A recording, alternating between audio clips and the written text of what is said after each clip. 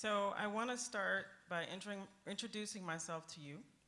Who am I, and why do I do this work? And then I'll share a little bit about my vision for NELP and its continuing contribution to the movement. I'd like to bring in history because context is important to our narratives. Our contexts help forge who we are and what we stand for.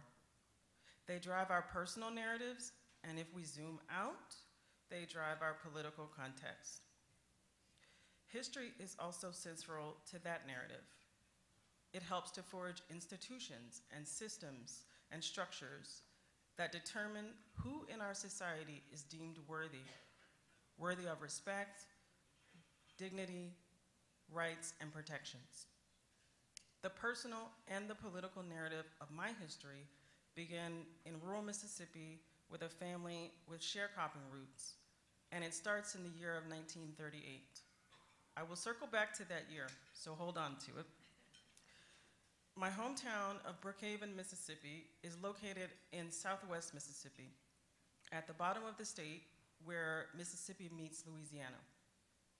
It's a town that's about 55% African American, which mirrors the fact that 55% of African Americans live in the South.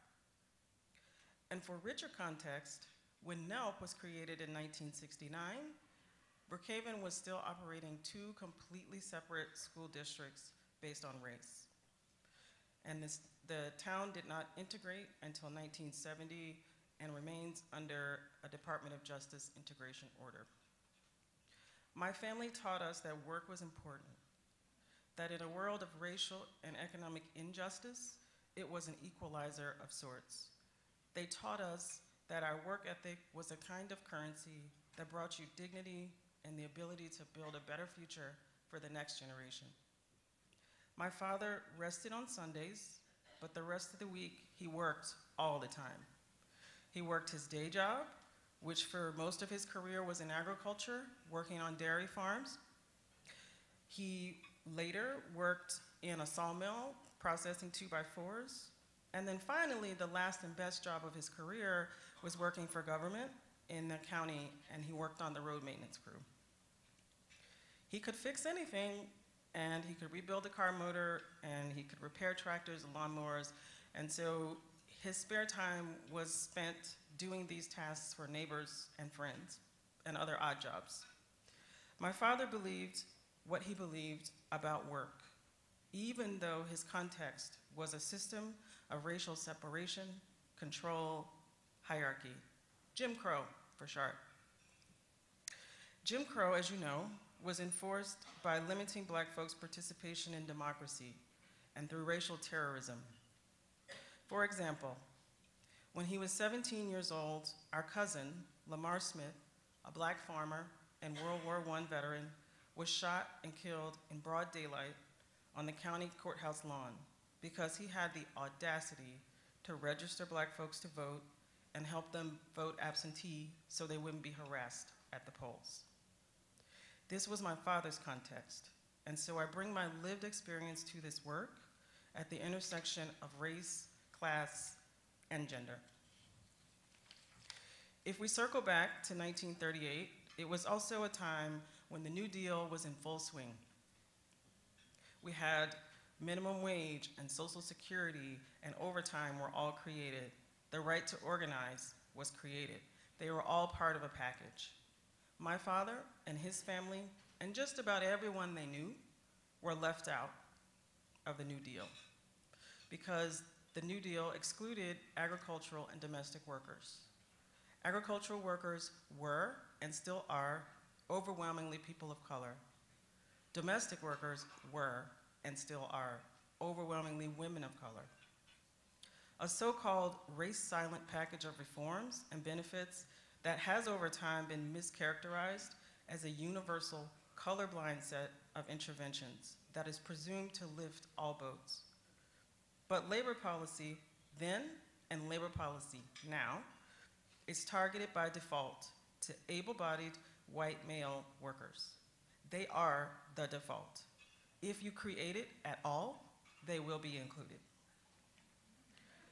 But colorblind approaches can do damage. They can facilitate and justify exclusion. And it's very easy to move from a belief that everyone should be treated the same to a belief that the concerns of those who are at the margins are disconnected from society's shared concerns and aspirations. Let that sink in. Put another way, the narrative is that we all have equal opportunities, and so if Black folks and indigenous folks and immigrants are not thriving, it's their own fault, and they aren't working hard enough. The New Deal didn't even have to talk about race to reinforce the racialized and gendered hierarchy of the 1930s labor market. That was its context, and that was baked into the context. Without mentioning race, the New Deal exclusions were geographically targeted to workers in the South and the West. Who were they? Nearly half of them were Black men, Mexican American men, Native men and women, and significant numbers of Asian American workers. But I saved the best, and I really mean the worst, for last. For Black women were at the intersection of all of these things with their identities, and it ensured that these carve-outs fell most heavily on them. 90% of Black women worked either as a domestic or in agriculture in the 1930s. And so 90% of Black women were excluded from the New Deal. It's not lost on me that I am a Black woman about to take the helm of an organization that advances workers' rights and with a commitment to racial and economic justice. I think you all know that when women of color are given the opportunity to lead, it's often at a time when an organization is in a shaky position and is struggling, but not at NELP. I will be stepping into this role set up for success as a leader with the ability to put my mark on the movement.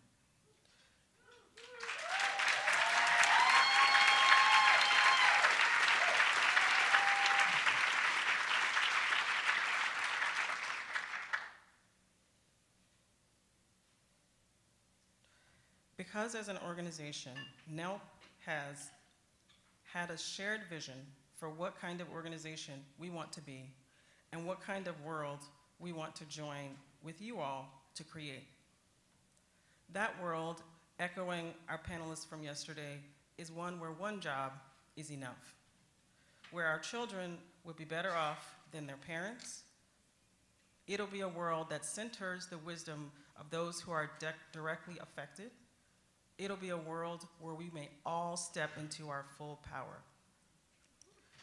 For the last 3 years, I've led, and with tremendous support and trust from Chris and from the rest of the NELP staff, an internal racial equity process that is the foundation for embedding race equity analysis in our strategic blueprint, in our political analysis, in our programmatic planning, execution, and evaluation. And we are embedding it in our organizational development and in our engagement with partners. We have shifted and sharpened our strategies to take the fight to narratives and to systems, to build deep partnerships with Black-led organizations in the South, to center Black and immigrant workers, ensuring that they are not excluded from this next phase of labor law reform. Building on the wisdom, experience, skills of our dedicated and talented staff, and not just the lawyers, and not just the analysts, but every single one of them, of you.